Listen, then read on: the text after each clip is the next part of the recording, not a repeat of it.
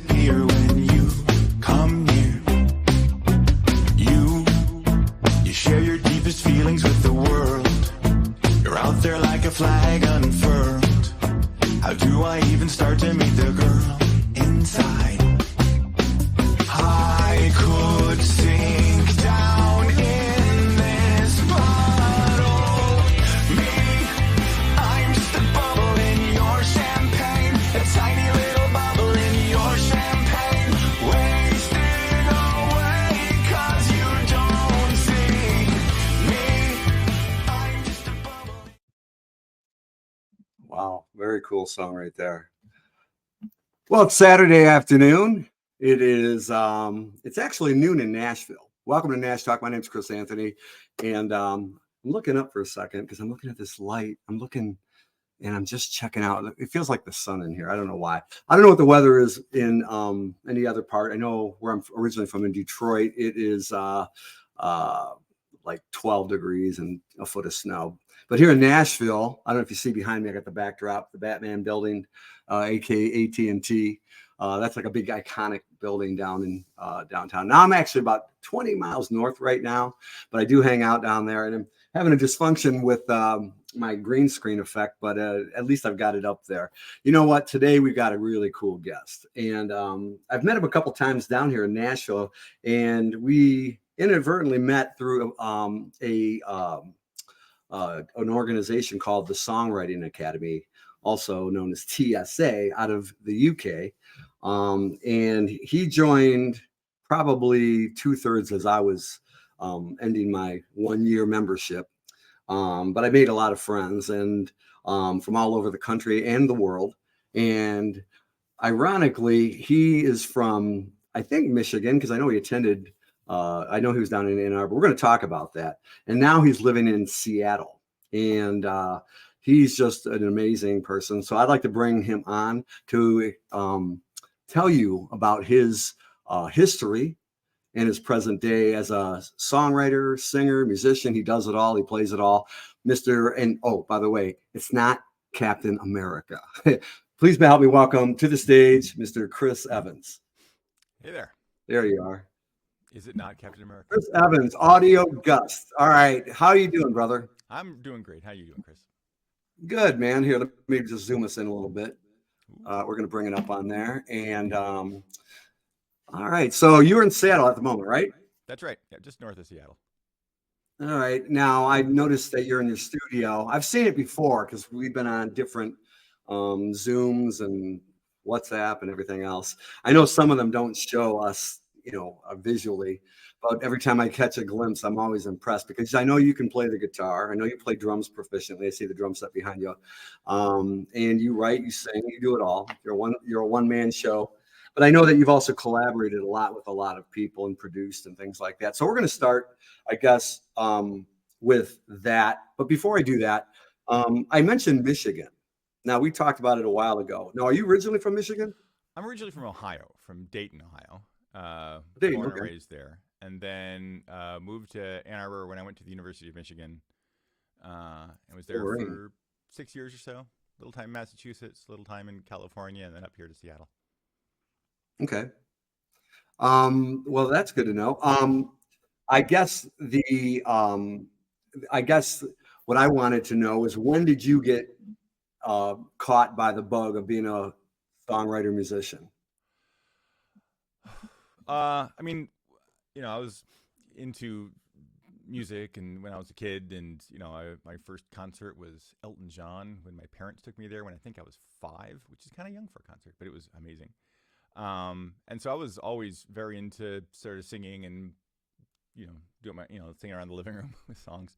And when I was an early teenager, I started playing guitar because I wanted to be in a band. I think it was from watching The Kids Are All Right, which is the movie about The Who, which is a great movie. And just seeing what they were doing just looked so, I wanted to do that. So I started playing guitar and was in a band where we're all just sort of starting out and figuring out what our instruments were. And it was, we started out pretty bad, like a lot of bands do, and then, and got better. But we did both covers and sort of original songs. And so I started writing songs from the very beginning.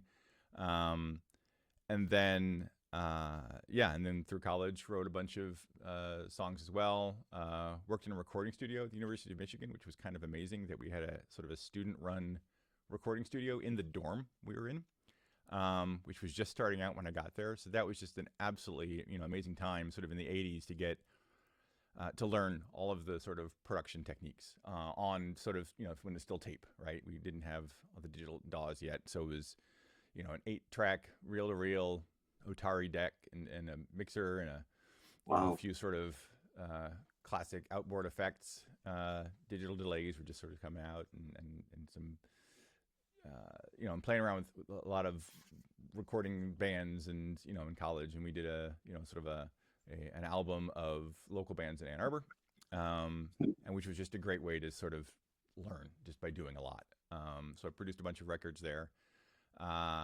And then, and so that was sort of where I really got to learn a lot of the techniques for recording and recording other people and putting it all together.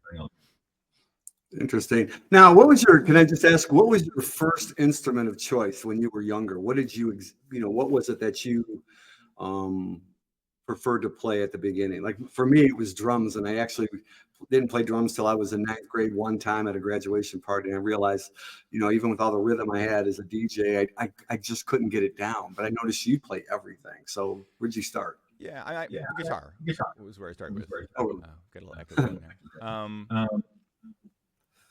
I'm looking at all the guitars behind your head, which made me chuckle for a second. How many do you have, by the way? I'm not totally sure. I think it's. Oh, you don't have a count? That's nice. Actually, more than that. I have an app. This is very nice. So the part I haven't said is that shortly after the recording studio, when I got out of college, I started a company that did podcasts. We made podcasts, which was neat. But it was also 1989, and it was a little early for podcasts because they hadn't made that yet. So we were basically doing what we recognize today as podcasts, but it was for companies, for sort of corporate communication within the companies. And that company didn't last because we were way ahead of our time. And so after that, I went and got into software, and I spent a good long time writing software and working for Microsoft and a bunch of places like that. And so I wrote apps. I had an app for iOS the day that the App Store opened, which is kind of fun. But because of that, I've always sort of enjoyed sort of writing apps as well. And so I keep track of all of my gear with this little app that I wrote. What's the app called? It's called Tweed Case. I'm not selling it. It's just sort of for me. And I've got for you. It's your own personal. That I've written that someday I might put out again, but it's nice to not have to do all the tech support and things like that on it right now. Right. But yeah, so I can actually tell you that when I scroll down to the guitars section in this app, that I have 24 guitars, I guess, total. And that doesn't count the basses because those are separate. But that does count the acoustics. So there you go, 24 guitars and 1, 2, 3, 4, 6 basses, 7 basses. I guess there's an acoustic one there. But so and I try to make sure that each of the guitars, when I get a guitar, it's not just having another guitar. It's that it does something that the other ones don't do. Some tone or something that's just a little different. So wow. It's not just about the number. It's about what couldn't I do before, and that usually each time I get one, it usually inspires a couple songs that sort of come after it. They're like, ooh, let me try this kind of thing, or get this sound or whatever.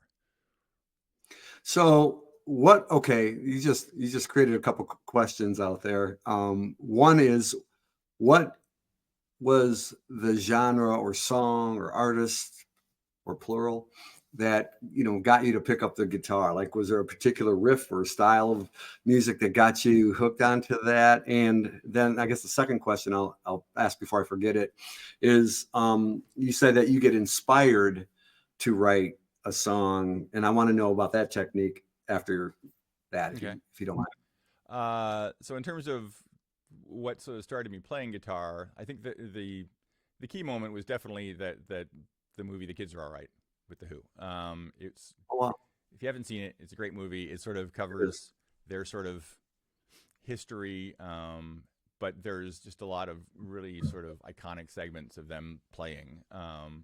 There's a really great version of Baba O'Reilly and Won't Get Fooled Again in there, that just sort of watching Pete Townsend play, there was something about it that just made me, I want to do that.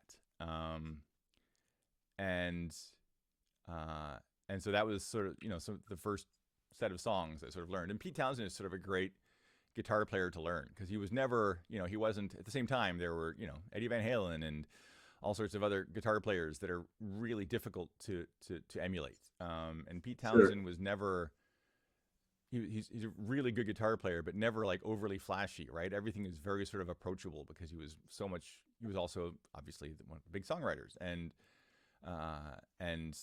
his parts are powerful, but not not about the guitar part, but really more in terms of serving the song. And I really appreciated that. So it was a great sort of way to sort of start playing. And then from there, I was, it was the 70s and 80s. And so, I got very into lots of other bands and Styx and Rush and, sort of you name it. But it was, that was the start, really, was sort of seeing that made me go, oh, I really want to do that. And, that it takes a lot to sort of learn it. But one of the great things about being in a band when you're a kid and playing guitar and everybody else is sort of at the same level you are, is that you learn just a lot by just doing it and trying new things. And everyone is sort of developing and growing. And I think back to what those first practices were like in our first shows in the backyard, where they would call the police on us because we were loud but bad. And I understood that, but at the time it was very frustrating. But it was, the fact that our parents gave us the chance to actually do that practicing when we were loud and bad, that over years we got good. And by the time it was sort of end of high school, we were a tight band, and we were playing all, sort of 80s. So we were playing all sorts of, the Police and Duran Duran and U2 and a bunch of those kinds of songs, and it was really good at that point. And it was really, it was just such a blast to learn all those things, and then to be writing things along the way, and to go through a bunch of different genres and styles, and get to the point where you can sort of do a lot of different things. Wow, that's pretty good. So you were young, you were in your teens, your early teens, when you actually picked up a guitar. Now, were you self-taught, or did you take any lessons, things like that? Lessons. I went. The lessons were interesting. It wasn't like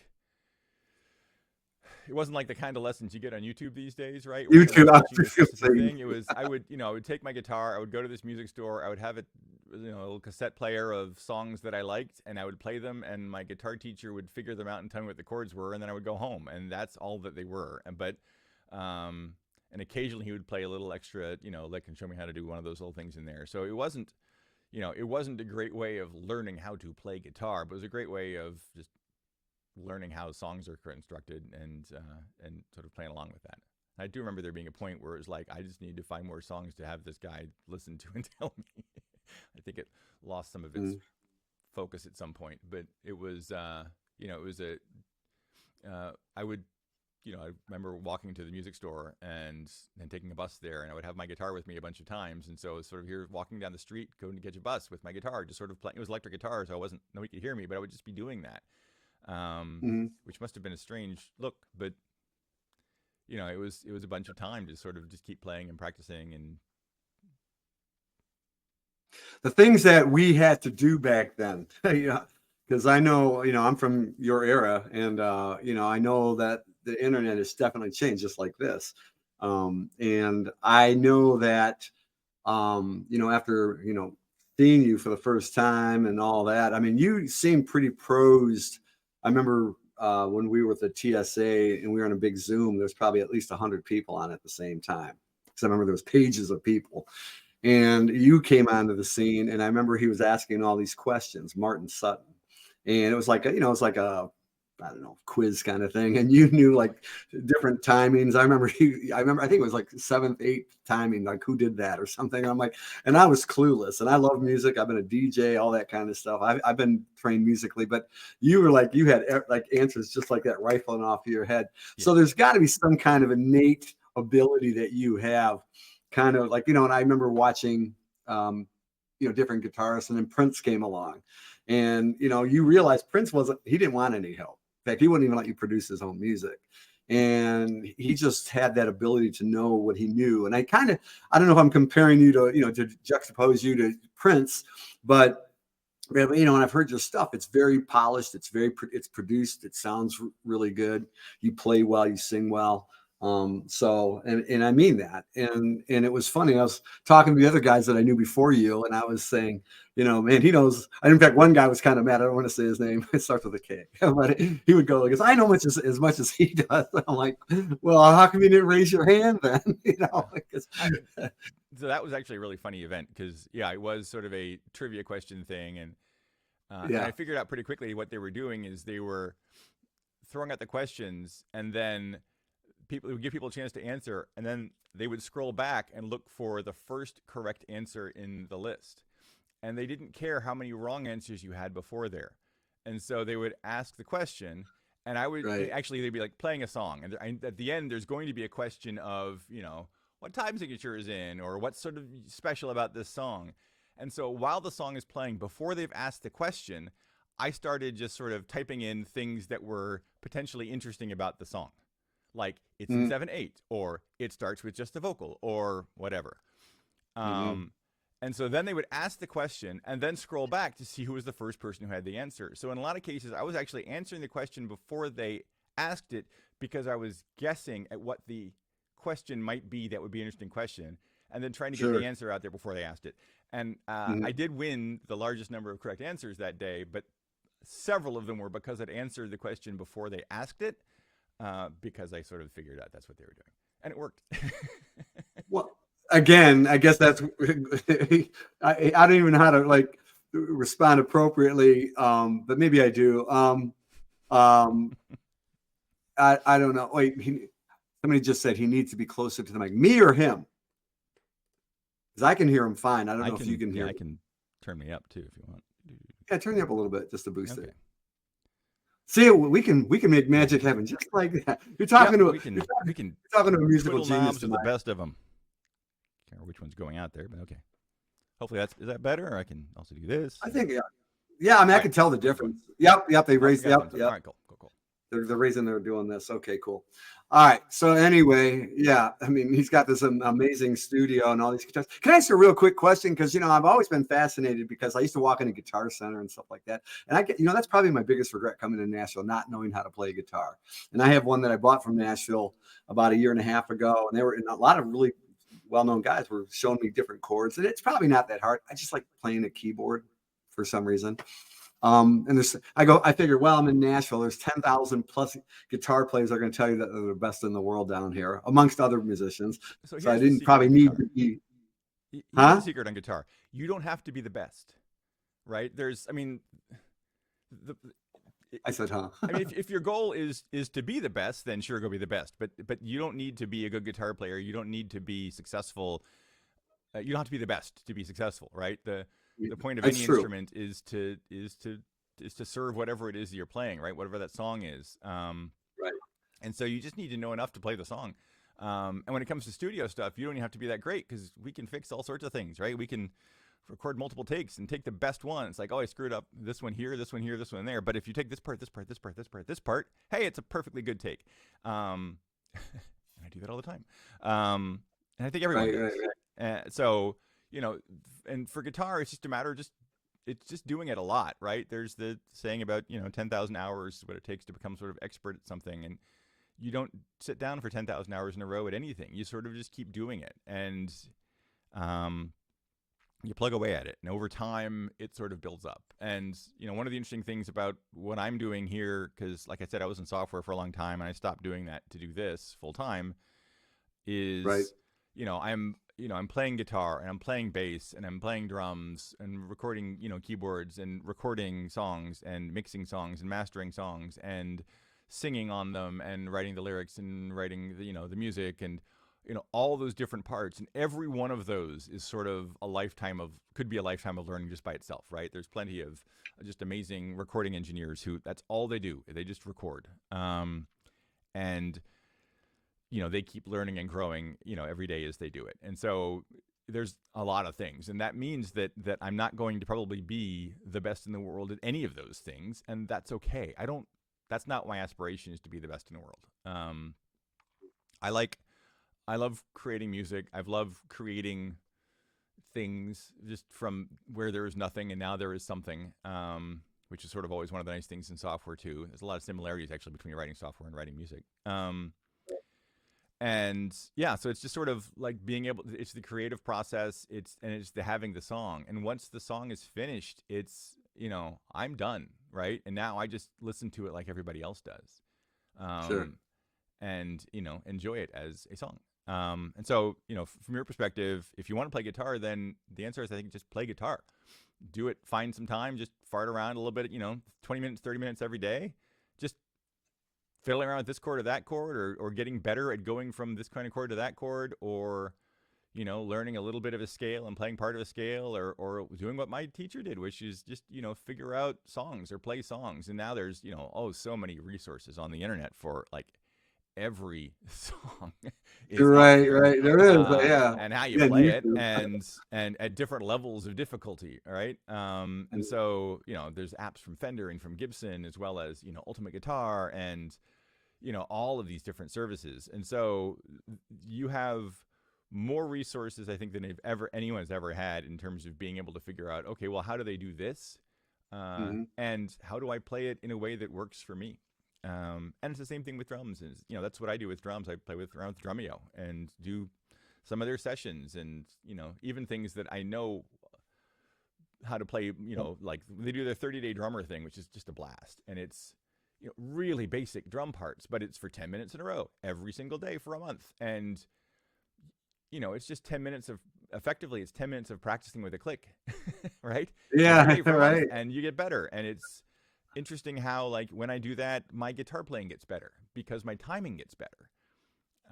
So it really does come down to just sort of the doing it. And the more you practice it, the more you just sort of do it, the more it becomes ingrained in what you do and how you do it.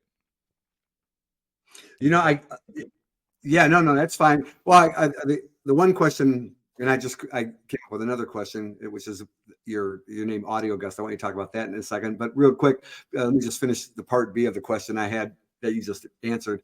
Was, I see that when you have a multitude of more than one or two. Now I know the difference between acoustic and electric, of course, but like I know that I can see you have a lot of electric guitars behind you. So is it because of the brand or the style, the sound? I'm just asking a question Yeah, that somebody out there, it's why don't there's you a have so lot many of guitars? things. Yeah, there are a lot of differences, right? The different body styles will give you a different tone, different feel. Mhm. The different pickups on there will give you a different sound. Like a Stratocaster sort of single coil pickup is a sort of a thinner sound, generally speaking, than like one of these sort of humbucker pickups on this 335. And all of these things are going to give you a different feel. And then sometimes I've got a guitar it's sort of a very inexpensive Squire Telecaster that I've tuned to what's called a Nashville tuning, which is basically it's a 12-string guitar has obviously 2 sets of strings, and 4 of those strings are tuned an octave above the one that they're right next to. Okay, so Mhm. Nashville tuning is basically, what if you had a guitar that was just the smaller strings from a 12-string, and so it's much higher sounding than a regular guitar. And when I'm recording, that's sometimes I'll use that guitar just as a different sound in the song that I'm building. And so it'll have, I can have a few different guitar parts going using different types of guitars, and then they come together to create this sort of, the fullness of that song. And so having a bunch of different guitars gives me different opportunities to sort of know that each one, sort of what each one will give me in terms of sound, or in terms of playability, or in terms of whatever. Yeah, so that's sort of why there's the different ones, because you can take one guitar and you could make it, you could change the pickups on a guitar and get a very different sound, but typically that takes a while. And so one of the things I spent a bunch of time doing was getting guitars that would make it easier for me to maybe switch the pickups. And there's like one that I've got here from a company called Relish that apparently just went out of business, which is too bad. But they made it really easy to change pickups, because there's, it's almost like a MagSafe connector on a Mac is all that's connecting the pickup into the guitar. And you can go, boop, pull one out, and boop, pop another one back in, and just have a different pickup in there. And you can go between the humbucking pickup versus a P90 pickup versus a single coil pickup versus, PAF style humbucker, all the different sounds. And it is all of the elements of that guitar that sort of give it that sound. And so I try to make sure that every one of them has something that's distinct. And then, then at least it's not just a matter of, oh yes, I have 27 Telecasters. Right. Well, this begs my most recent guitar here that I bought, which is show us. built, is this one, and I Oh. did originally buy it because I didn't have yellow, which is fair. I didn't do that Wow. because I wanted a yellow. So that's your caution guitar? Well, but once I did, so I bought it as it was a very inexpensive Squire Stratocaster, and it was like, I don't know, $150 or something like that. So very inexpensive, but the electronics were terrible, and I didn't really like the neck on it. So I replaced the neck, and I replaced all the electronics in there. With these nice Seymour Duncan pickups, and then this cool switching system. So you build your guitars like Eddie Van Halen, then, right? Kind of something like that. I don't always, but I did that one, and it was just a lot of fun actually to do that, right? To say, okay, I want yellow, but also like that's not enough. So there has to be something about it. So this was the first guitar where I actually had to cut the nut on it, right? I had to file the nut down to the right size to match the rest of the guitar, and that was sort of an interesting experience. And so it was, I learned a lot of stuff in putting it together. So like, do you nickname your guitars like that one's Bumblebee or that one's Bright Yellow? I also Bright have a song Yellow's called Bright Banana? Yellow that I I got haven't you. released yet. That's why I called it the caution guitar, like red, yellow, green. Watch out. Okay, a real quick question. Because I always see a guy in Nashville or anywhere I go, forever. They don't carry 9 guitars on their back when they get on an airplane. They have that one go-to guitar. What's your go-to guitar? It depends on what I'm doing. Okay, you're getting on a plane. Go ahead. If I'm getting on a plane. So when I went to a writing retreat in Spain last summer, and I brought a Fender Acoustasonic Telecaster. And the reason is it's really flexible in terms of the sound I can get from it. So it's loud enough, sort of playing acoustically, that I can sit in a room and just have that, and we can write with it. So that's nice. It's much smaller than an acoustic guitar, much thinner than an acoustic guitar, than a full-size acoustic guitar. And so the idea was that with just a gig bag, I could probably get it on most planes and not have to do the whole checking thing and worry about them losing it on my way there. And that mostly worked. It's a very long and very boring story about how British Airways really messed with me on the way back. But other than that, it was, and of course, when we were performing at the end of every day, we would play our songs, and I could plug it in, and I could get acoustic sounds out of it, and I could get electric sounds out of it. And so it was just really flexible for writing. Like a hybrid. Yeah. So it let me write and record demos of both acoustic and electric sounds in a single guitar. So that was the thinking, was that would be the appropriate level of flexibility for that place.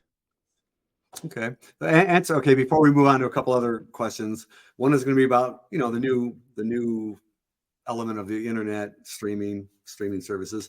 And then we're going to, tail it in with your upcoming and, current, past, present, whatever, projects, albums, songs. And you're going to talk about that, and we'll bring that in. But why did you call it? Is that your pseudonym of Audio Gust, or is that? Because I like the name a lot. I like it a lot. It's pretty unique, and I like how it rolls off your tongue. So how did you come up with that? So I can't use my regular name, Chris Evans, because as you mentioned at the very beginning, there's that other guy, and actually there's not just him. There's a lot of Chris Evanses out there. Everywhere I go, there's more of them. Yes. When I first started working at Microsoft in 1996, I was working on the team that did Internet Explorer for the Mac, and which was, as you can imagine, at Microsoft, particularly in 1996, not a big team. There were maybe 20, 30 people totally on the team, and there was another Chris Evans on that team. Everywhere I go, there are a bunch of Chris Evanses. So can't use that name. The nice thing is I am largely ungoogleable, because you'll find plenty of other ones first. There are other guitar players that are Chris Evans. There are other musicians. There are other singers. There are other golfers. There are other photographers. All the things. So I had to come up with something that I could sort of use as a name that was distinctly me. If you think of music, like anything you hear, because of the way that sound works, this gets really kind of nerdy, but all of sound is really just sort of waves uh, of audio flowing through the Huh. air. And if you think of singing, like you're sort of breathing outward, there's a little bit of a, singing is really just sort of a gust of audio, right? And so sort of that was sort of the part of it. The other part of it is that I used the gust suffix for things. I actually have code gust also for my software that I do. I used to be a storm chaser, and so there was a point where the sort of connection to the storm chasing thing was kind of fun. And yeah, and it was the kind of thing where I want something distinct enough that other people haven't used it yet, so there's not a lot of conflict there. Although it's funny, if you look on Spotify right now, there are lots of examples of multiple bands with the exact same names or multiple singers with the same names because there is no registry of artist names really Sure. that you have to sort of get into versus like for websites. There is a domain name registry, and if you want to get a website name, you have to go and get that name. And if anybody else has it, you can change the .com or the .org or the .music or whatever you want at the end. But that name has to be unique, or you don't get it. And so I did get the name audiogust.com, as you sort of see on the bottom of the screen. And so that to me is sort of if you get the domain name, you've got some claim to the name in the first place. So yeah, but in the end, it's a name that I can use that distinguishes me from all the other Chris Evanses, and it sort of ties to what I do, which is not just music, not just singing. It's all sort of elements of production and songwriting and performance and etc. Because I know that you have a purpose with your music, and it's not just trying to create a hit, even though we'd love to have a hit and monetize and and become known for that, etc. But what is if you were to sum it up in a sentence or two or whatever, speak on like what motivates you, what's the passion, the drive when you create. I know when we write songs, it's every song has to have its own uniqueness to it, right? You're not going to stay in the same tempo, the same chord progression, the same whatever. But but even the lyrics, when you write them, the song, it can, what is your favorite, or what really is the easiest for you when you create, especially when you write your words, your lyrics, your emotions on paper? Um, Kind of each one is different. I mean, there's ones that just sort of come to me, like I'm sitting here and I love the days or the nights. Often it's the middle of the night, like the song you were playing at the beginning, "Bubble in Your Champagne." Honestly, came to me at 2:30 in the morning. Like the lyrics, I was sort of half woke up, and the first verse was there, and then the second verse is in my head, and then the chorus is in my head. I'm like, I need to write this down now. Right. And by 3 o'clock in the morning, I had most of that song actually was written, and I. The next morning I got up and was like, okay, now I got to go into the studio and actually, what did I do last night? And occasionally that Right. happens, and you look at it the next morning, you're like, what was that? Well, I must have been even more asleep because that's terrible. But that one was really good. And it's allowing that part of your brain to sort of process on things is really important and valuable because things will come to you. I was at a conference, and one of the things they were talking about was sort of inspiration or the muse or whatever, and it's like it won't always come, but if you're not ready, it won't. And so you need to be ready for that sort of moment of inspiration so that when it shows up, you can do something with it. And if you're not ready, it'll just pass you by, and maybe it'll come back later, maybe it won't. And so I try to always sort of be ready, either with my notebook and the notes app or a voice memo or whatever, that when something comes to me, I can write it down. And sometimes it's just a title, and sometimes it's a whole verse, and sometimes it's a whole song. So that is, and I don't try to judge it at that point, right? Let it be what it is. And it may be something absolutely ridiculous, but just let it go, and capture it. Because you never quite know when that's going to be the one that who knows if that song is going to be one that suddenly, oh, that's the hit. I was like, I wouldn't have expected that, but there it goes. And And so that's sort of one thing. And then other times, you know, it's a slog, right? I've had songs where I had to go back and redo the verses, like the melodies and everything. You know, I knew I had a good chorus that I really liked, but the verses were just like not working, and I've had to throw them away and do it again, version 4, version 5, or whatever of those songs. And it's, you know, neither of those is better than the other. It's what you end up with in the end. And you know, I used to always start with the music. I used to come in and record something and then figure out what I'd sing to it. And so a lot of time that still happens. I have a whole, you know, folder full of songs that I call seeds in my seed garden, which are, you know, here's a good music track I can do something with. Yeah. And I will at some point. like it. And I love it when I get into a collab session and, you know, some other songwriters, and it's like, what do you want to do? I'm like, well, here, I got a couple of things. And we listen to one of them and they're like, ooh, that one. And then, you know, they're just, you know, Ooh, that amazing one. top liner or something like that. And they'll just create something absolutely fantastic on top of it. And I love it when that happens. And other times we'll just work through the whole thing. And, you know, I think it's having the different parts of it. And part of the reason I really enjoy doing all the things Mhm. is in any given moment, you know, I know that I can be useful in the creation of that song.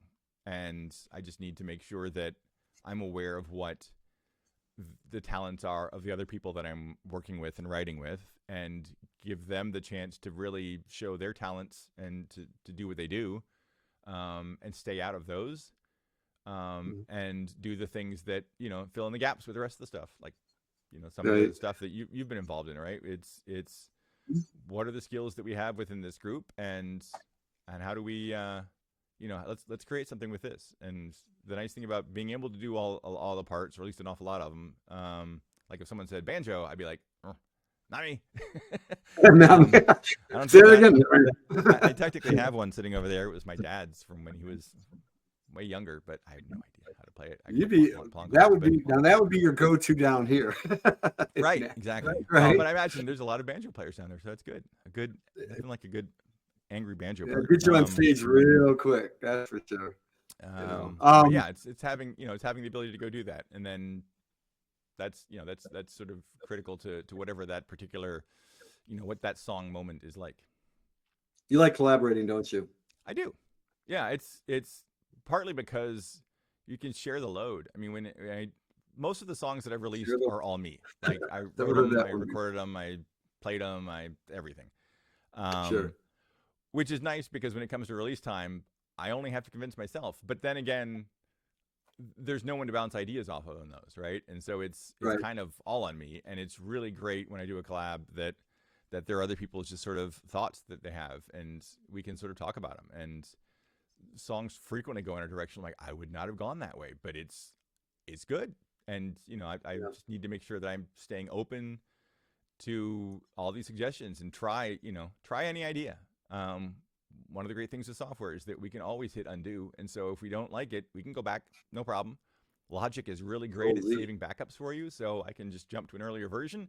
I can create a alternative to that project and go down a totally different path, and then turn around and go back, and we didn't lose anything. So it's you know, there's no reason not to try that thing.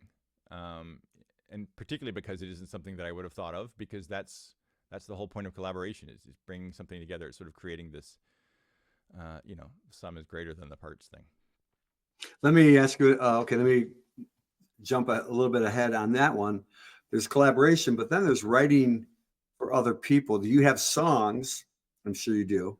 It's just a random question that, for example, like you wrote for you, a man, but then maybe somebody, and it's an A and B kind of question, but like that maybe all of a sudden somebody else wants to pick it up.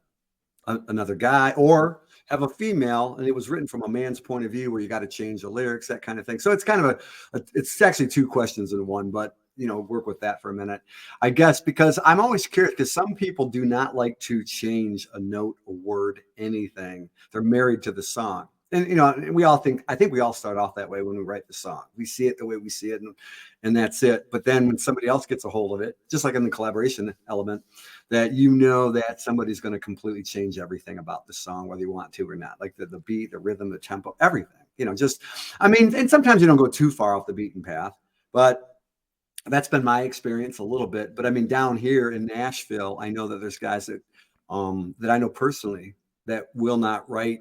They'll work with other art musicians, but they want their songs the way they want them. They don't want to write for other people, even if they're offered, you know, a good chunk of change or a nice association with some major artist down here. So how do you feel on that? I'd be down with that for anybody, honestly. It depends on whether you're trying to write for yourself as an artist, Uh-huh. or you're writing for someone else, or you're writing just to finish the song. I do prefer to know sort of who the artist is that I'm writing for at the time we're writing. Because, you know, if you have that, like if you have the artist in the room, it's so much better because you know whether this works for them or not. It's really difficult to write a song when you don't, you know, for unnamed person, right? It's like, because Right.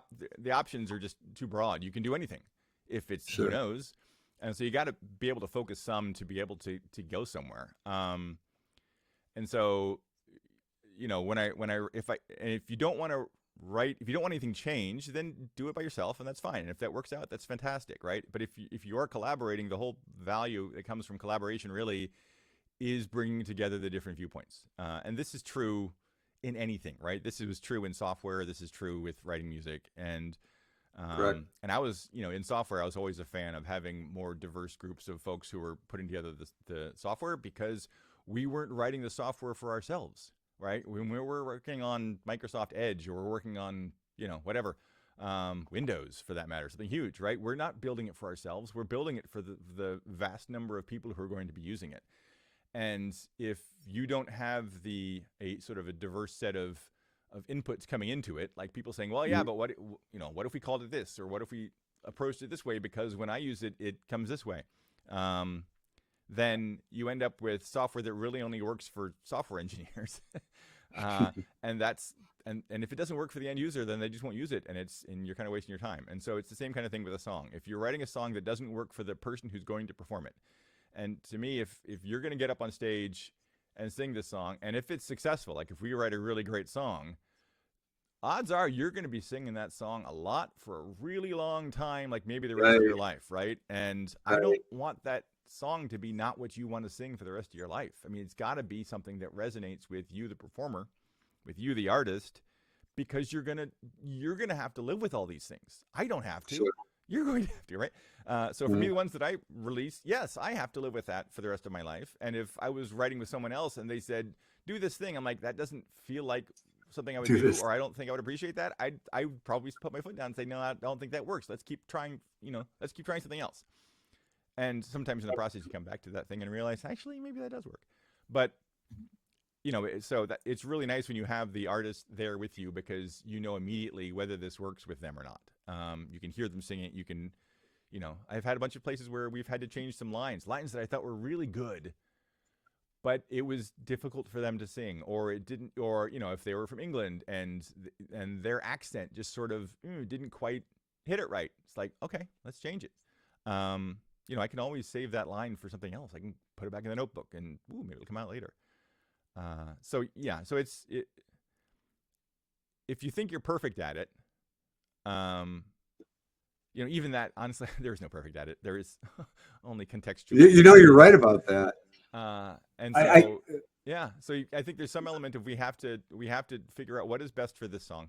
And if we know who the artist is, it's easier than if we don't, because otherwise you can get into arguments of, well, if it's this type of artist, they would go this way. And you can say, yes, but if there's this type of artist, they can go this way. And you can both be right and not be able to move any forward, because you can't decide between two technically correct statements, but without knowing who is going to sing it, you could be wrong. And in terms of your original question, like have, experiences of writing for other people, like my next release in March is 3 songs that I co-wrote with people. All of them are going to have not me singing on them. They're all women. They're all singing on these songs. They're really great Nice. songs. And I'm really excited about this release called Love and Pain. Um, and and the songs are just really different from each other, but just all just really good songs, and their performances are just outstanding. And in all of those cases, just working with them on what the lyrics were, and in some cases they would come back with a top line, and I was like, "Ooh, let's tweak this line or this line," but otherwise, amazing stuff. Or ones we completely wrote together. It was just, but it had to work with what they were going to do because they were going to sing those lines. I wasn't. In one case, actually, I did sing the demo of it, but knowing it was for a woman to actually sing, and it was kind of fun because I was singing in my falsetto and it was very high, but it worked pretty well. But it works a lot better with her, and I'm excited to sort of to get those songs out there because it's going to be really some really good songs. That's great. Because I think of like 3 different examples. I think of Linda Ronstadt when she did Desperado and made it bigger than the Eagles, who wrote it and released it. And then you said, you were wondering like who you would write for. And I know these 2 guys, I can't remember the names off the top of my head, but they were writing this song. They wanted to get to one of the Judds. I think it was Naomi or Winona Judd. And they waited over a year, and then they wanted their song back. All of a sudden, Eric Clapton and Babyface, who I thought wrote the song, took it and made it a big hit called Change the World.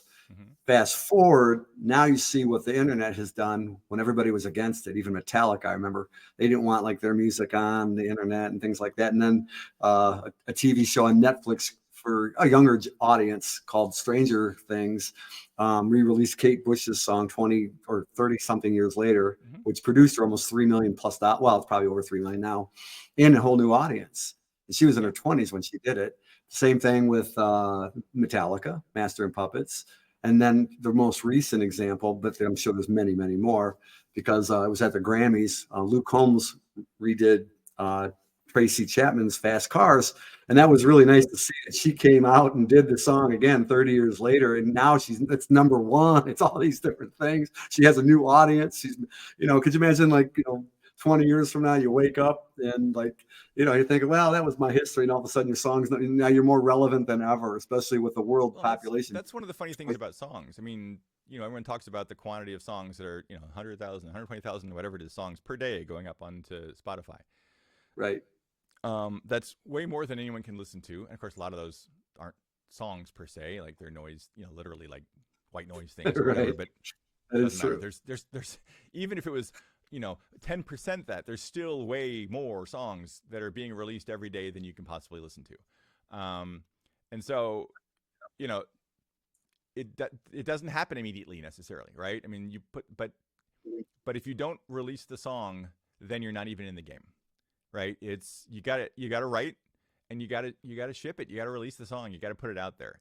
And if you can find the artist to record your song, then that's fantastic. And honestly, that's a place that I need help. I mean, that's one of the things that I don't do well yet is pitching songs to other artists. I've got a couple of songs right now that I'm supposed to go and find, a really great up and coming, and if anybody's listening, let me know, sort of pop punk style band, because I've got a really good song that some of the mentors I've been working with are like, this is a hit song. You need to go find that band.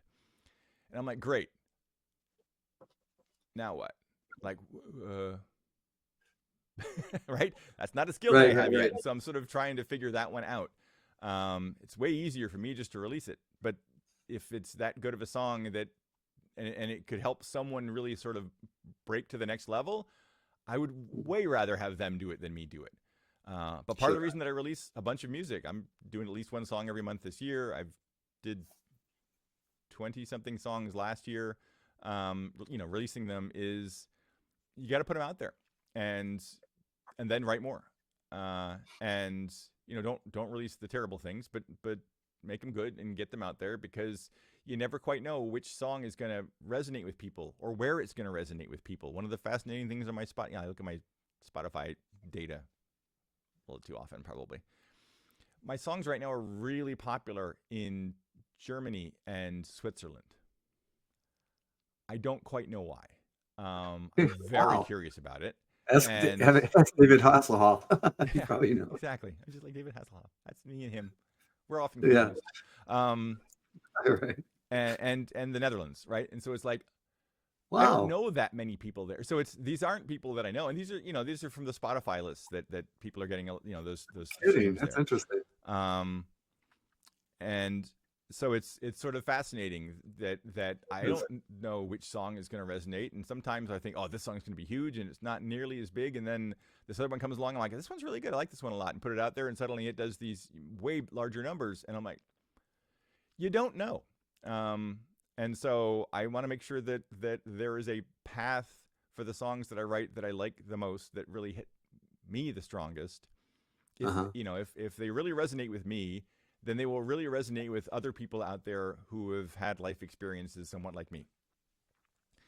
And the hardest thing to me, honestly, is to write a song for someone that isn't like me, because I can't know if it's going to be right or not, right? And so that's why, yeah, I've written some country songs that I thought were really good, but when I played them for people who are really new country songs, they're like, no.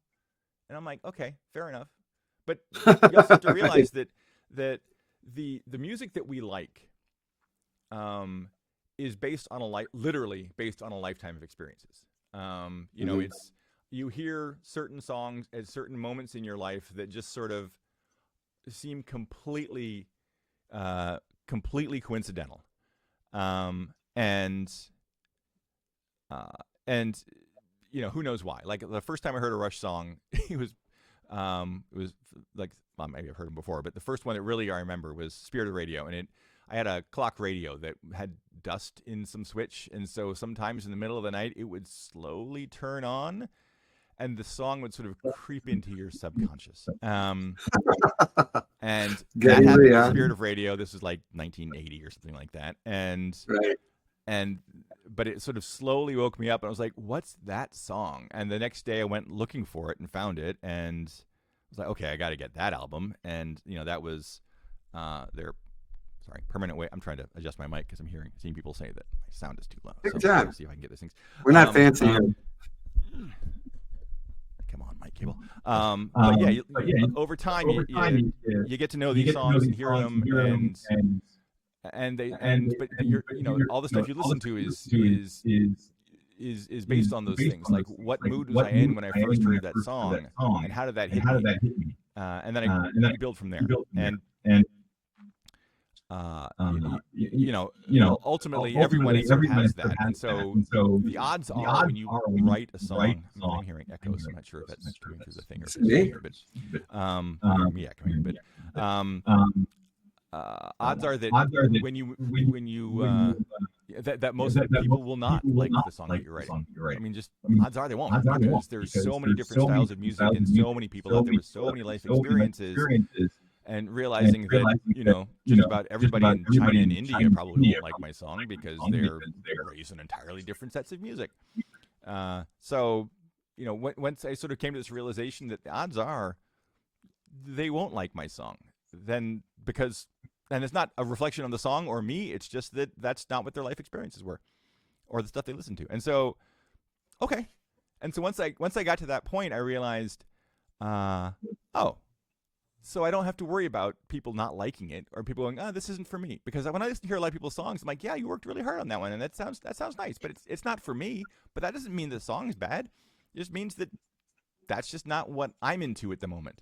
Or sure. When you send songs for people to consider in playlists, or to other artists, or to labels, or to whatever, there's plenty of rejection, because you're sticking something that resonates with you in a certain way into their life of experiences, and it just doesn't match. And okay, and the city you're in is so completely full of stories of people having a song that gets rejected 100 times and then becomes the number one, right? I mean, that just happens since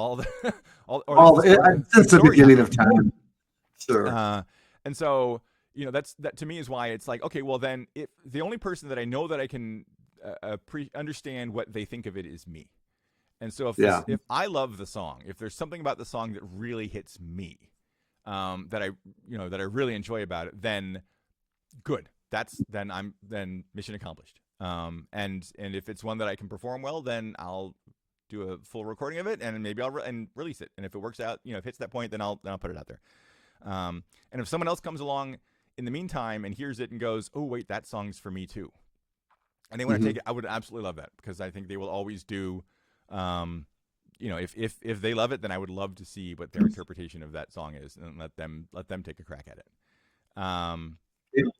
Can't please everyone. Someone commented. You can't, and you can't even please most people, and so trying it is honestly a sort of a fool's errand, right? You're just not gonna, it's a miserable way to live, because you're always chasing something that you just can't do. But you can write something that you love, and I am absolutely convinced that you could do absolutely any type of thing. You could burp into a microphone for an hour, and if you love that. If you really, not just you think it's funny that you burped into a microphone for an hour, but if you really love what you did in that performance of your hour-long burping experience. By the way, Hour-Long Burping Experience is a new band that's coming out certainly soon. That's great. Then there will be thousands of other people in the world who also feel the same way. Now, finding a few thousand people in 8 billion is not easy. But it's possible these days with, Spotify and things like that. And if you happen to get it to the right people, then they'll really appreciate it. And that's the job, right? To me, the goal is not, I don't have any ambition of being, number one, whatever. Just because the odds against it are so high that there's no point in even thinking about that. But I do know that I can write songs, and I do know I can write ones that I really like, and I do now know from looking at sort of how Spotify stuff goes that I'm not alone in that. And so now my real thing is find the ones who like what I do, but keep doing what I do, and find the people who like what I do, and keep sort of growing and evolving in that. And that's basically, it's find your audience, it's find your crowd, it's find your tribe, it's find the people that you resonate with. And at the same time, work with a lot of other artists and songwriters and find out what they do and learn from them. And then what I do will learn and grow and get better over time. And the stuff that I write will get better, and the way that I can contribute will get better. And the songs will get better. And the music industry is, if not a numbers game. If you write the best song in the world and you put that best song in the world, which of course is a ridiculous concept, but you write the best song you could potentially ever write, let's say, and you put it out there as your first song, and that's the only one that's out there, your odds aren't great that it's going to be discovered as that, because, who's going to see that? Right. But if you put out songs on a regular basis, right, you keep sort of putting out that, song every month or so, and you keep at it, and your odds are just a ton better. And you do work to get people to hopefully have people hear what you're doing, and you sort of use some of the tools to promote it. Sure. To some extent, your odds increase with every one of those ones that you do. And there's also tons of stories of, oh, I wrote this song and I put it out there, and it was 5 years later when this thing picked it up and they made it a number one song. Right? Sometimes it just takes a really, really long time. But if you don't write the song, it will never happen. If you write the song and leave it in a folder in your computer and never tell anybody about it, it will never happen. And so if you want to get people to, if you want to get your music out there, then you got to put it out there. Plant the seeds. Getting out and singing it. It could be, releasing it. It could be all the different things. But you have quite a few songs now. How many albums do you have out currently that you've recorded? I think I have one full album that I started that I released first, which were sort of songs like before I did the TSA and such.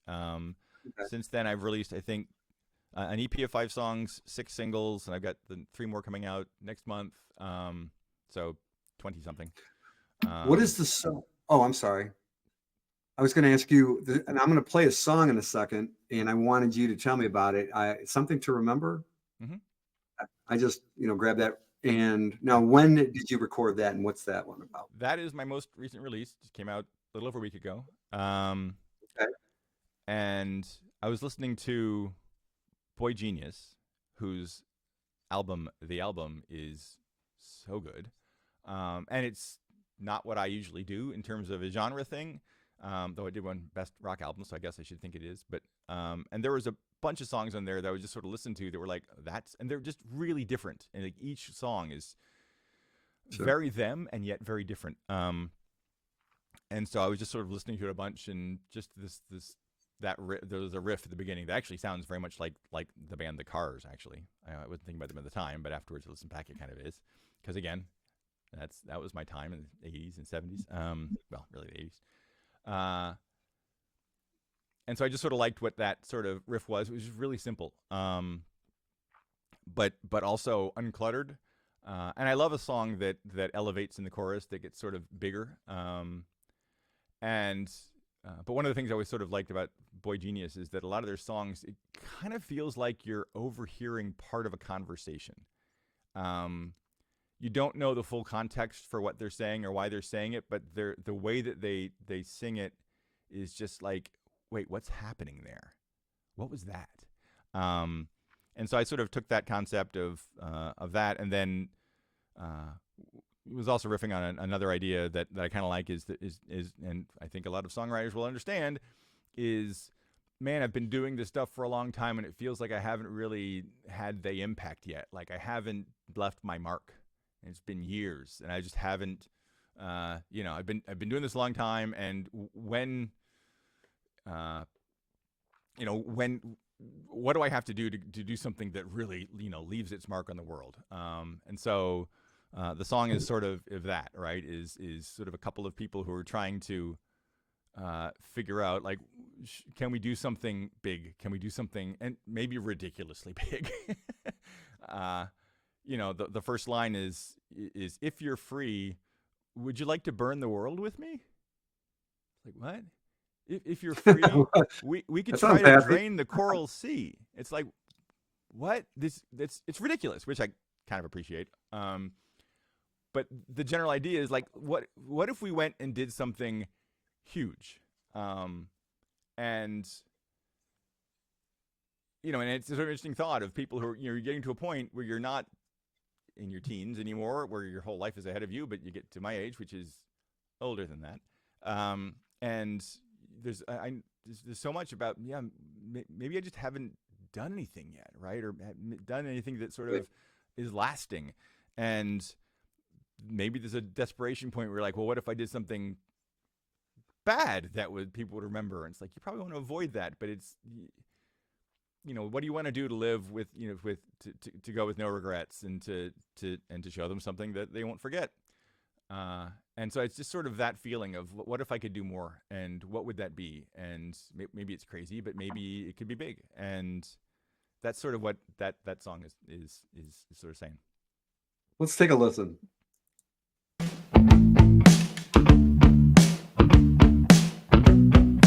If you're free, would you like to burn the world with me? If you're free, we could try to drain the coral sea. If you're free, and you'd like to spend some time with me,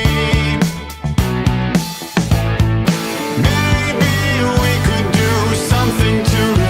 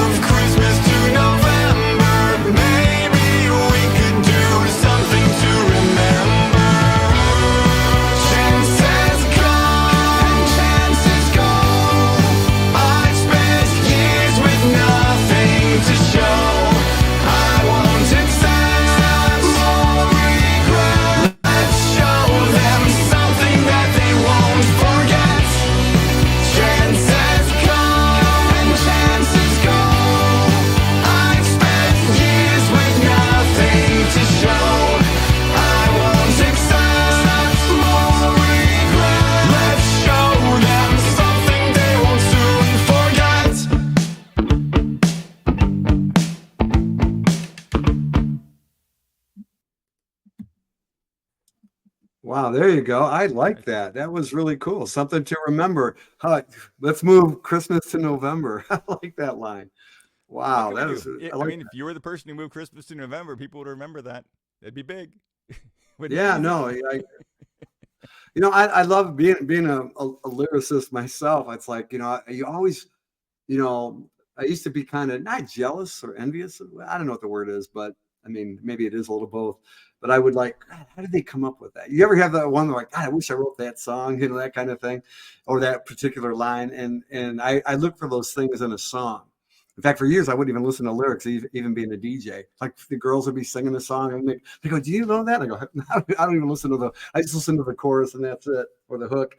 But now, for the last couple of years, I look more intently or listen to the a particular thing that gives that title, that top line, that substance. Like, wow, there you go.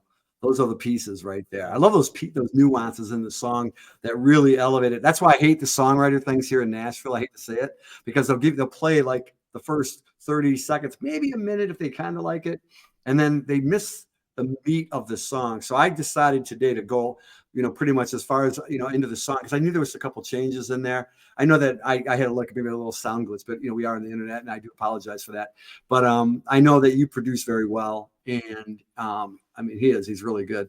And I know that, in fact, the one thing I got to comment about you, and I've seen it in when I do jump on and listen to other. When we do the collaboration thing, and I don't always participate, but when I listen to you, I know that you're probably lightning fast with getting the production with whatever you have in front of you, probably faster than the average person. They don't know about mix downs and compressions and certain effects as well. And I think you've got a lot of that pretty well handled into the scheme of things. But no, I like that song, and that's your most recent song, "Something to Remember." Now, where's that available at? That's on all the streaming services. If you look for Audio Gust, it's right there. Yeah, it was kind of fun to play around with a bunch of the different sort of tools in that song. Like it's sort of a duet, but and originally it was just me and some of the lines seemed creepier when it was just one person. I mean, if you could imagine just a guy saying this to a woman, it'd be like, that's a really weird thing you just said. But if they're both saying it sort of to each other, it's cooler, right? It's like, okay, now they're sort of together in this, and hopefully it's not a Bonnie and Clyde thing as much as a sort of a a cry for relevance. Sure. And so yeah, that shift in the song suddenly made what was maybe creepy lyrics become a little way more sort of endearing.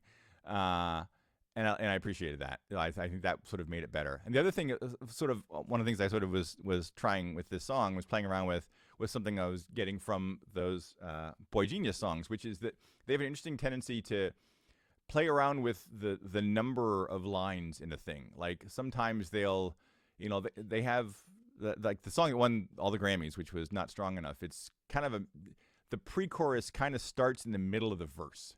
It's like, wait, Right. You didn't finish the previous thing, and now you're kind of in the pre-chorus. But it's so cool. Like drums start like it feels like in the middle of a line. It's not really in the middle of the line, but it's sort of in a pickup, and sort of the way they come in. But it's like you don't need to do things in really standard sort of even numbers of 2 of this or 4 of that. And so like in that song, the Maybe We Could Do Something to Remember happens once, and then there's a couple bars, and then it gets into the chorus the first time. But the second time, it does the Maybe We Could Do Something to Remember, and then it does 2 more. Maybe we could move Christmas to November, and then maybe we could do something to remember, and then it goes straight into the chorus there, right? So it's just a little different each time, and if it sort of keeps the listener on their toes a little bit. It's Yeah, more I interesting like for me that. because it's not always just Love doing that the same thing where I'm just sort of waiting for now I got to get through these 2 more chords. Okay, now we can go to the next part. And that's just sort of, that's one of the things that I think is fun for me as a songwriter to play around with, is just mess with the numbers, just do a little bit of unexpected. And it sort of, I think it makes the song sort of more interesting and more compelling. I think, I listened to the Billy Joel interview the other day live with Howard Stern, and he's done many with him before, at length, and they become friends. And of course, he's talking about the Freddie Wexler story, how because actually Billy Joel hates writing songs, Yep. hates it. Yep. He always has, and for as many great songs as he has, I mean, you can't beat most of his library. I mean, it's hard to do. But he was talking about like how he was talked into it. But then he went into further, because he said one time that he was on stage and the monitors weren't working right, and people thought, oh, maybe he's just using auto tune. He goes, if I got it, he goes, no, I'll never use auto tune. He goes, in fact, if you got to use auto tune, and I have Melodyne in my stuff, but I don't use auto tune, and which will lead me to another question about your drums. Don't let me forget that, because I was a fan of drums, but anyway. What he said that I really had to engage, add into this conversation is that he said, because he just reminded me of it. He said at the end of the conversation when they were winding down, he said, I love when we record that there's what do you call them? He called them clams, I think was the word he used. And he said that, there's imperfections in the song that we could easily have fixed up, analog or whatever. Sure. And he said, no, I love it. It added personality to the songs. He goes, I love those clams. And I thought that was really interesting, because I think in today's day and age, we look for the perfection, the syncopated beats, like I know in dance music and in everything else, you could set a watch to. But, when you have those accidentals and those overly accidentals, I think that does bring personality and flair to the song. Yeah. Well, even if somebody... You want it to be real, right? You want it to feel like there's a real person who's delivering it. And if it's too perfect, then it feels, robotic or sort of mechanical. And then of course, if it's too busted, it may, and that kind of depends on the genre. Like if you have like a real punk type song and there's a lot of stuff where you're sort of off pitch or whatever, but it's real punk and the energy is right, then that's fine. You try to do that with, a pop ballad or something like that, and it's going to be like, this person can't sing. And we do have a lot of tools to make it, you can improve, you can fix a bunch of things. And, when it's appropriate, it comes down to what your intent is, right? So if you're trying to just sort of, I want to get pure raw energy, then don't fix those things, because it shifts that. But if you're trying to sing a song that has some meaning and you hit a couple of bad notes, but the rest of the performance is real good and you can fix those notes, then fix those notes. There's, we don't need to do what we had to do back in the day when I had those, 8-track reel-to-reels where I didn't have all those extra tracks. I only had 8 and a bunch of them were already in use. And so we'd punch in over mistakes. And if you messed up the second time, you can't go back to the one before because we've already recorded over it. We don't have that limitation anymore. So, there's also no reason to go back and, to leave something that you don't like in there. But if something feels real and it doesn't detract from it and it's not perfect, but it's fine, then go for it. Keep that, because it does make it feel like it's part of that person. I don't have one of those amazing voices of, the huge singers, the Disney singers, the Broadway singers, the whatever. My voice has always been a little bit strange to me. And for many years, I recorded a bunch of instrumental things because I didn't like what I did. And then I heard from someone, and who knows if this is true or not, but it seems like it is because everybody sort of feels this way. I heard that Bono hates hearing his own voice. And I was like, wait, Bono hates hearing his own voice? What? Because it's so iconic and it's so powerful and it has just amazing amounts of color and depth to it. He doesn't like hearing his own voice. At that point, I was like, well, then it doesn't. Then okay, then whatever. I mean, stop worrying about that, because everybody feels that way, and so just get on with it. And I do some weird things sometimes when I'm singing, but I realize but those are me things. Like Gwen Stefani has a really fast tremolo that she uses sometimes, or vibrato in her voice, and it's right. It's a little weird, but when I hear her do it, I'm like, that's awesome. That's so cool.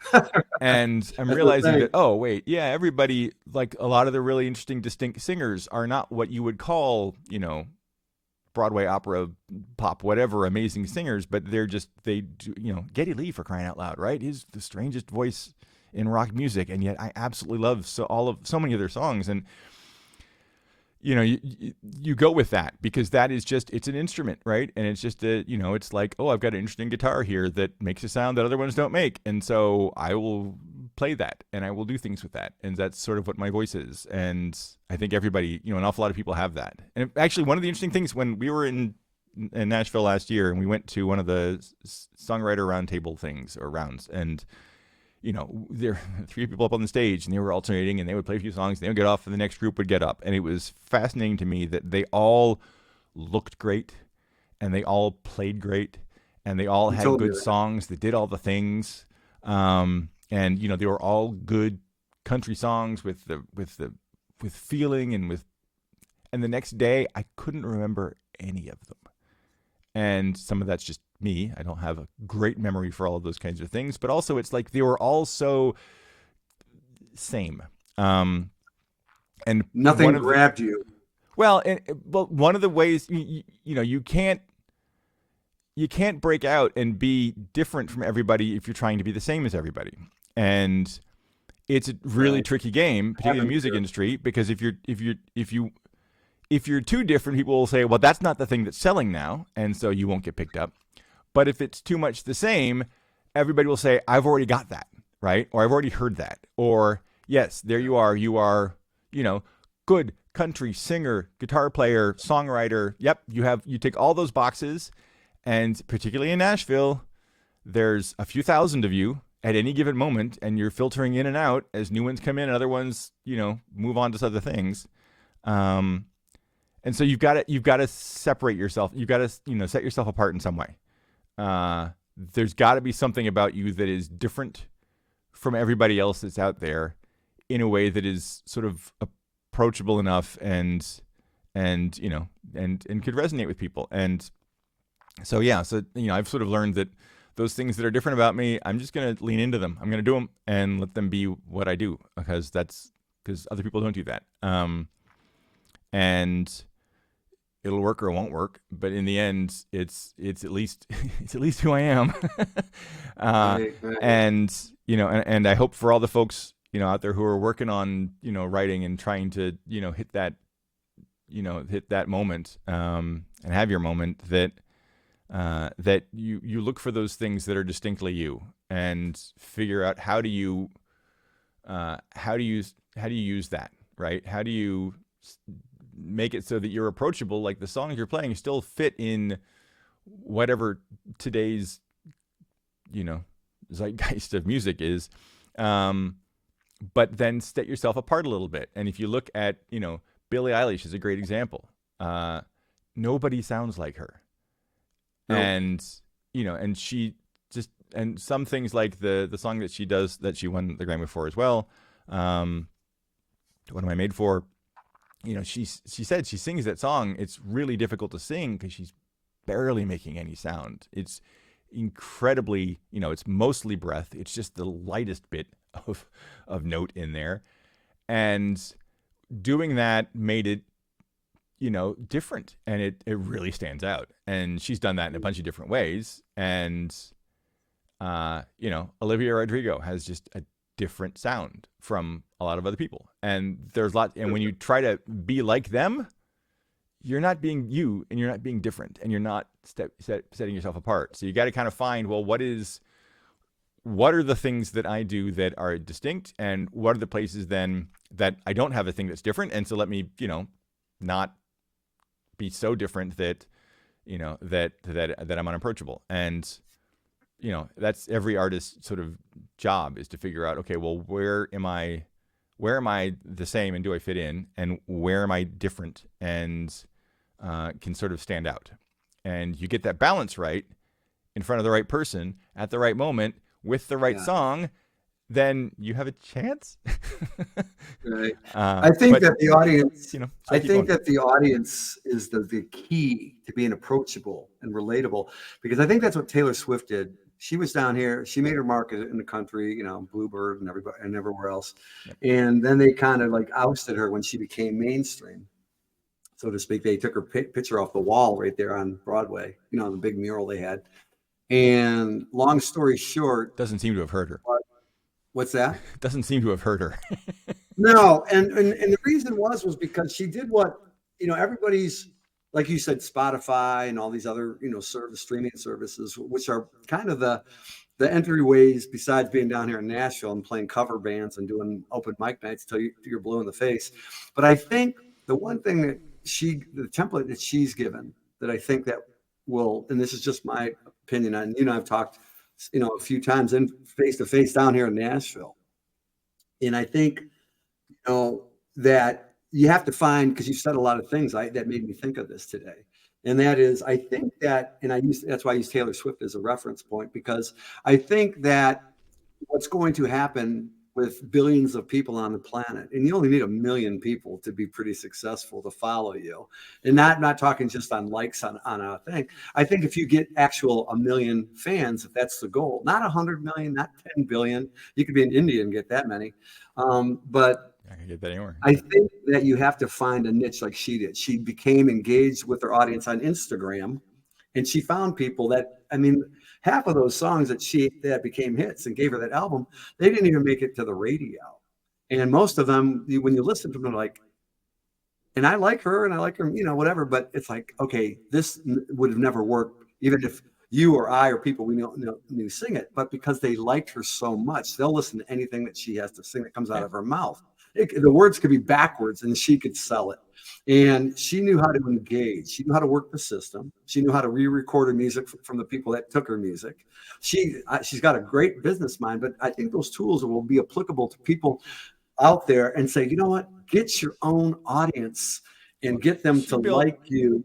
Yeah. And then, like you said, because you got to find that audience that goes, wow, I want to hear that burp song that he was talking about, because there's a lot of people that burp all the time. Probably down here in Nashville for sure, and everywhere surrounding, Tennessee and Kentucky. Everybody does it.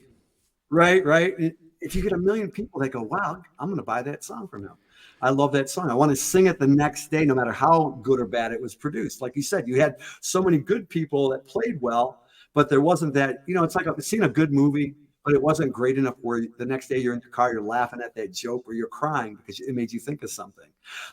Those are the hooks, I think, in the song, or I'm not talking choruses. I'm just talking in general, that they have to give you that thing. And I think that's what, when you talk about audio gust and your other, your alter ego, so to speak, you're not Captain America, you're Captain Audio Gust, and, I think that's where you have a lot of strengths. And I think that you're able to not only work with other people, but help other people in the process, along with getting yourself. Because I see I've listened to some of your stuff, and being a DJ and working in, events and parties, and even, with radio stations, I go, there's some stuff here that he's going to release one day. That's, and even if it doesn't make it on the radio, so to speak, I think he's going to find a niche audience, and the people that you've connected to in the process, in the collaborations and whatnot.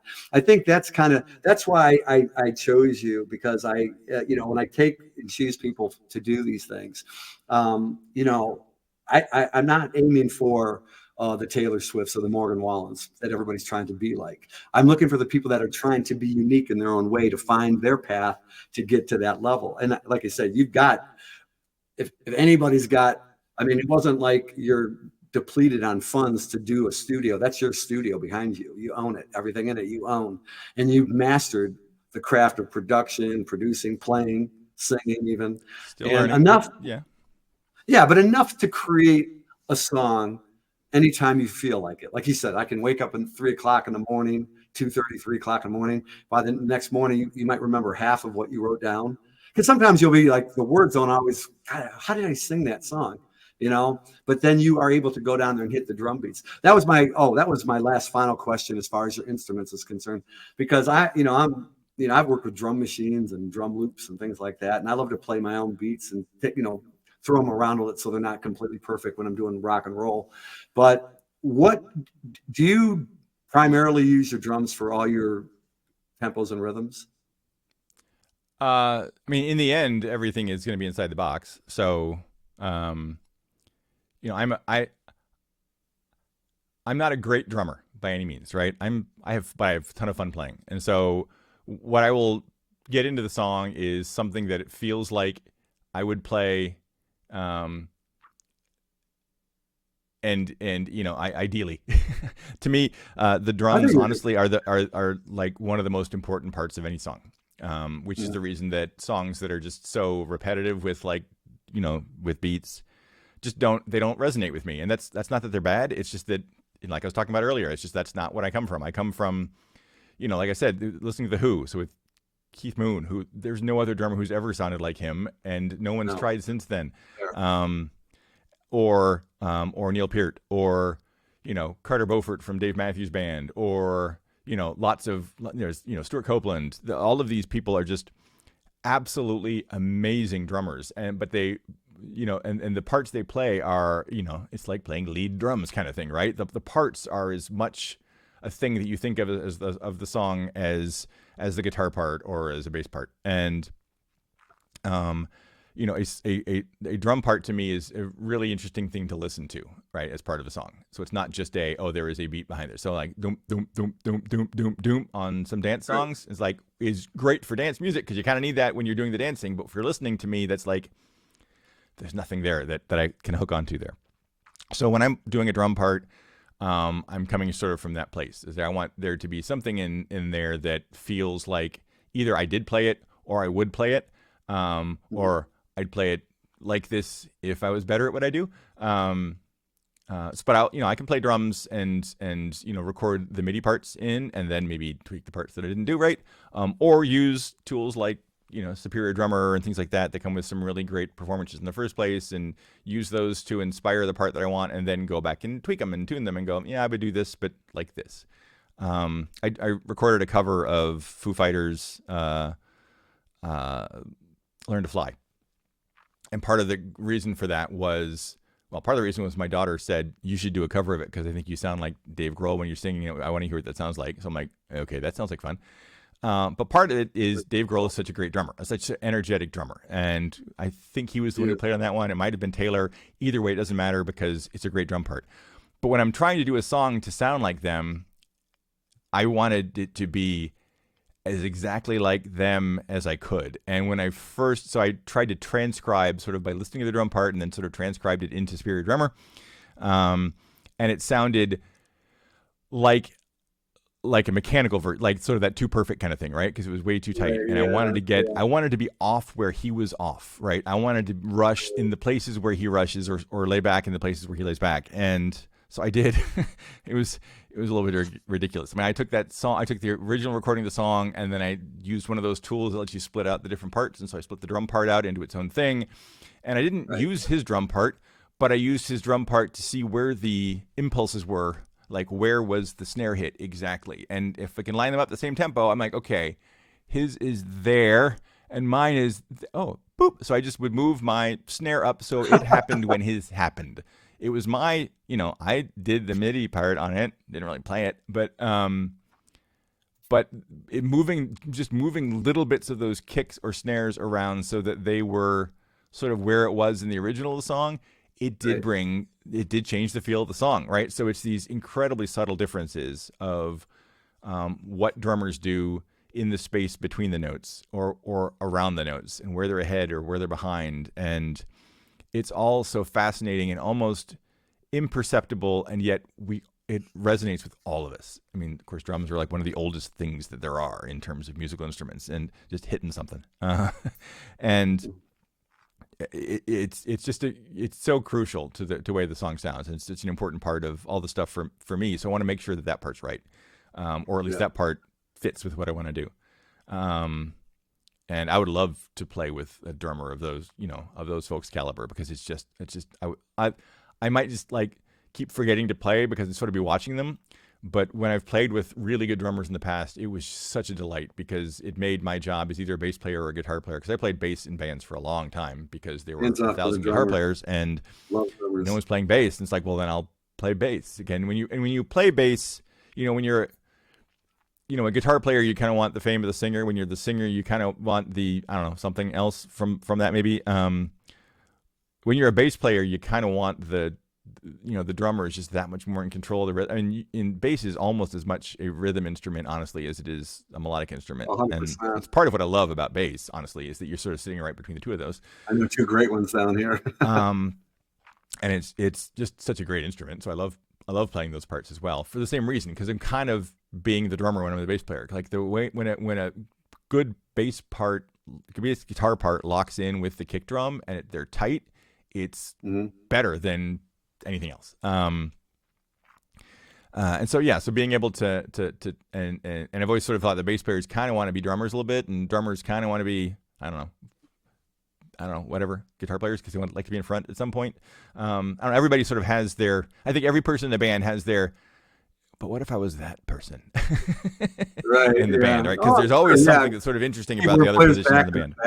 Yeah, all these pianists and nobody's looking at me. And everyone, of course, it's all individual people. But I've played bass in bands. I've played drums live. I've played guitar. I've done singing. I've never been a keyboard player. Although I've played keyboards in some bands because I wasn't a keyboard player, but we had in the 80s when we were playing miscellaneous new wave songs. There's an awful lot of keyboard parts, and there maybe some guitar part where I wasn't, so I would have some keyboard parts sometimes. But yeah, so it's sort of, there's always interesting stuff. Maybe I think the coolest band would be if I was in a band where we all sort of switched up instruments from song to song, and you sort of got to do a bunch of the different things and had just a bunch of musicians that can play a lot of different instruments and sort of take all of those sort of elements of it, and sometimes you're back here and sometimes you're over there. It just seems like that would be a lot of fun to do, but also really difficult to manage. Right. Everybody wants to be the solos for this guitar part because that guitar solo is so good. Yeah, no kidding. Well, we've been talking about 90 minutes or so now, but I wanted to want to wind it down to a couple highlights of Chris Evans, Audio Gust.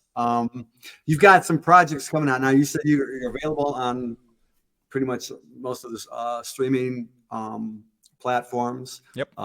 Definitely Spotify. So if you want to check Chris out on Spotify, yep. Apple Music, Deezer, you name it. We put the songs out; they go everywhere now. Yeah, and I know he's collaborating with people from all over the world because I've seen it, and I've actually been part of some of their stuff. So he is available, accessible. I know he's got his own projects. I know you're probably pretty busy, but if there's anyone out there that wants to connect with Chris, what's the best way to connect with you? If somebody wanted to call, give me a musician, an artist, producer. There's a contact page on my website, audiogust.com. I'm on Instagram and Threads pretty regularly. I was on Twitter, but I'm not there so much because it seems to be sort of falling apart. But there's an amazing community of musicians and songwriters on Threads right now. So if you haven't done that and you're a songwriter, check it out. It's kind of neat how everyone is there to sort of support each other. Is that what that's for? Threads? Is that about music? Because I've got that. Well, no, it's not just about music. Honestly, it's Facebook's attempt to be Twitter, is what it really is. But when Twitter starts to sort of fall over, and there's an opportunity, so they sort of launched their Twitter-like thing, which is Threads. Nice. And it sort of starts from your Instagram name, so your name on Threads is your Instagram one, which is kind of nice in a way. But it's not based on just hashtags. It's based on looking at sort of the words and the things that you type. And so if you literally do a post that says, hey, I'm looking for singers and songwriters and producers and guitar players and drummers and blah, blah, blah, I want to meet more of those people, it's going to actually start showing you in your feed more posts by people who also use those same words. And so the more you talk about music themes, the more you're going to be seeing other people's discussions about the same things. And it could be politics, or it could be, knitting, or it could be whatever, photography, Seattle, Nashville, whatever. But if the more you sort of talk about a given thing, the more it's going to show you things that sort of it thinks match what the type of things and not just by explicitly saying hashtag, New Music Friday, but by saying, just talking about guitars. Wow, and cool. The community there is currently really supportive because it's a bunch of singer, songwriter, producer, etc., beat makers, you name it, rappers, all of it, talking about sort of their experiences doing it and trying to, share. I mean, I wrote a post there a little while ago that got a lot of sort of pickups of just like, wow, there's doing this all by myself is a lot. It's not just the singing and the playing and the recording and the mixing, but then it's all the data entry and all the different services for registering your songs. And it's Now I've got to go be a paralegal to get all of the, one-stop agreements written and signed by everybody. And now I need to go and, be marketing guy. And now I need to go write a press release. And now I need to go, all of the different things that we do that are outside of the actual music part of it in this business. And it's a lot. And I was like, I need to start finding other people to do this with, because I've kind of been doing it all myself. And, I don't necessarily need people to play the parts, although it's always nice when they're around to do that. But finding the right set of people to help you get through all the stuff we do is a big thing. And I put that out there, and there were a lot of responses and a lot of people going, yeah, I know, I'm feeling the same thing. So it's nice to sort of have a community like that you can find. Anyway, I'm there. I'm always sort of open to talking about collab things, because you never quite know when you're gonna, you never know who that person's going to be when you write with them, You never where know. they are or You where I never am, know. and Right. and When and where the magic. I've done a lot and done almost nothing at the same time, and so it's the doing, right? It's that numbers game I talked about before, and so Yep. yeah. Well, hopefully that we reach more people out there. And again, this is being recorded live, but it will be forever on YouTube, Nash Talk on Facebook, all public. And if you have any comments or questions later, even after, because that's how it generally works, feel free to reach out to me and or Chris, and AK not Captain America, Captain Audio Guest. I'm just kidding with that. Not even But Captain, regular old audio guest. Audio Guest, right, without a shield. The guitar is his weapon of choice, I guess. And feel free, and you might know or learn something else out there if you're a singer, songwriter, performer, whatever, or you just want to reach out and become a fan. Please do so. And I want everybody to know that him and I, we met about a year and a half ago, I think. Yeah. Yeah, something like that. Who's counting? For me, like a day goes by like 2 seconds, and a month goes by like a week. But anyway, I really do appreciate your time. Is there anything else you wanted to say while we're still here? You got the camera. I guess the one other thing I'll say is that I'm doing a thing with the TSA right now, or starting to do it. As sort of one of the things they're trying is the TSA is a songwriting academy, and if you're a songwriter and you haven't checked it out yet, it's certainly interesting. It's another sort of community for songwriters. It's at thesongwritingacademy.co.uk, because they're in England, but the people who are a part of it are everywhere. So I'm doing this thing where we sort of write and release a song, and with other, they're sort of professional, they're sort of very experienced writers who have written with you name it, all sorts of huge names. And so I'm writing a song with Liz Rodriguez, who's written with Eminem and Celine Dion, and she's just a delight. And so I'm very excited that's coming up. And we're gonna do a whole. Why didn't you say it at the beginning? I know Liz. I mean, she wrote for Rihanna and Eminem, yes, and some big stuff. Wonderful. She's up in Toronto. So we're writing a song soon, and then going to do a big full release and all the process of it. And there's a whole group of folks at the TSA who are sort of doing this whole sort of, going from writing the song all the way through releasing it. And that's all happening over the next couple of months. And we'll do a big sort of release thing in probably May or beginning of June, somewhere in that time frame. And so I'll have more about that on the website, and we'll be talking about that elsewhere as well. But it's that's, I think, one of the other really cool, exciting things that's coming up. And I'm really looking forward to that too. You save that till now? I mean, Liz, that's why you got to Celine, stay through the song for the bridge, because that's where the excitement happens. There may be something great at the end too.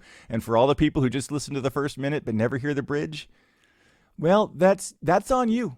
I get it. You're in a hurry and you have a lot of songs to listen to, and you can say if we don't put all the best stuff at the first minute, you won't hear it. But I'll see if you don't stay through that part, then you're gonna miss it too.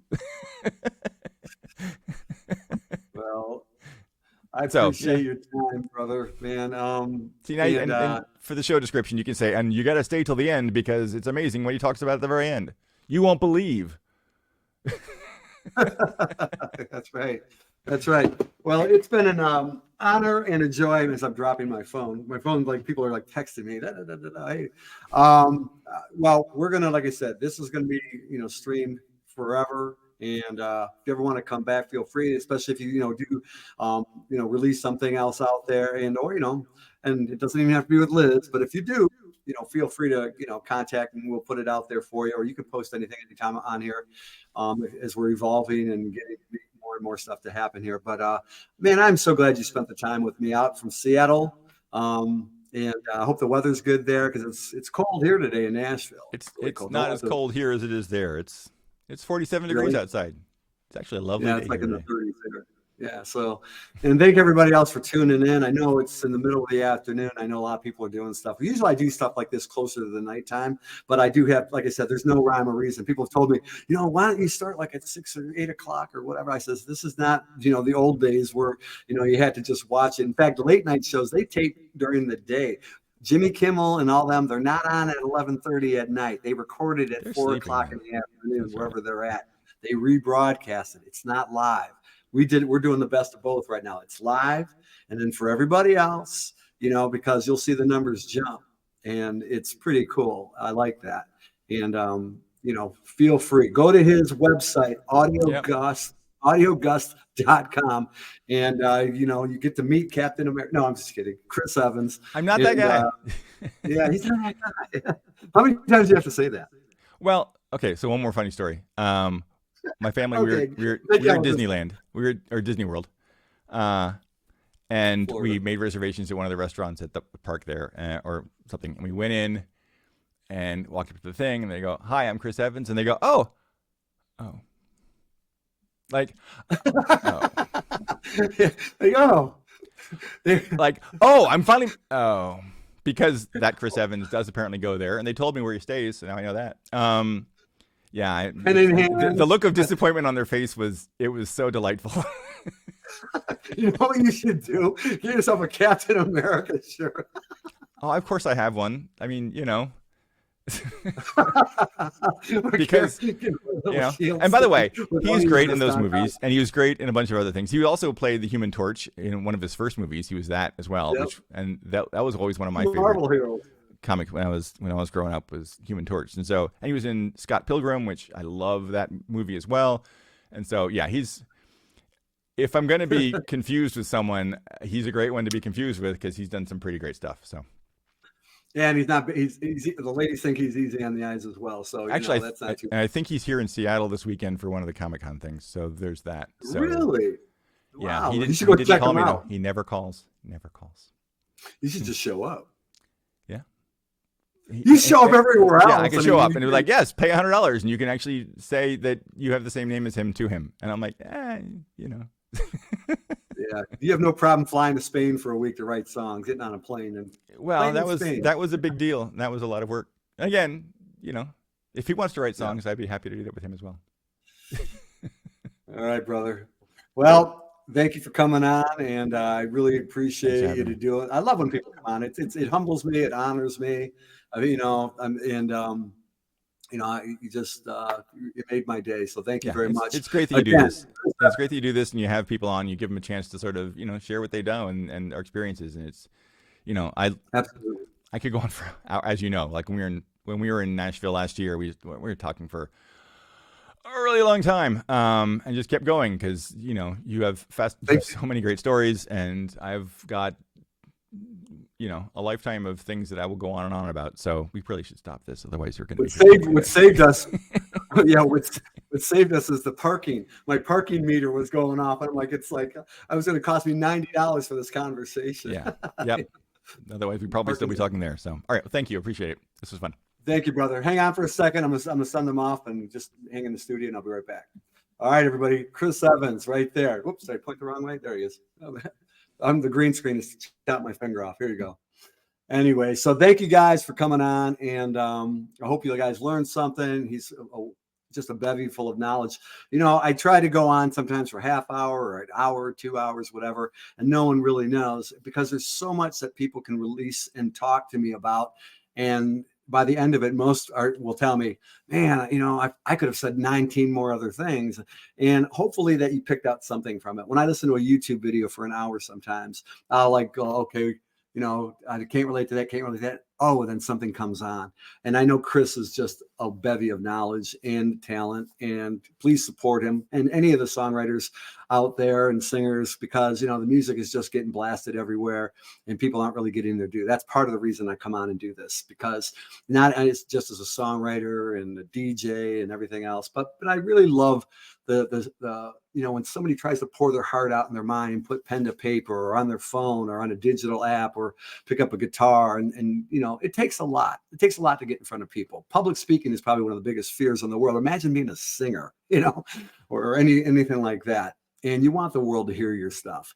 And this is just a tool and a vehicle for me, for you, and for all of them to, you know, get it out there and give these people their due. You know, so thanks to Chris Evans and all the other people that have come on before him. And if you know anybody else who wants to join me, whatever, I don't put a stopwatch or an egg timer to it, you know, and you may come on and view it for maybe 15 minutes or less, or you may just watch it in pieces and parts later on.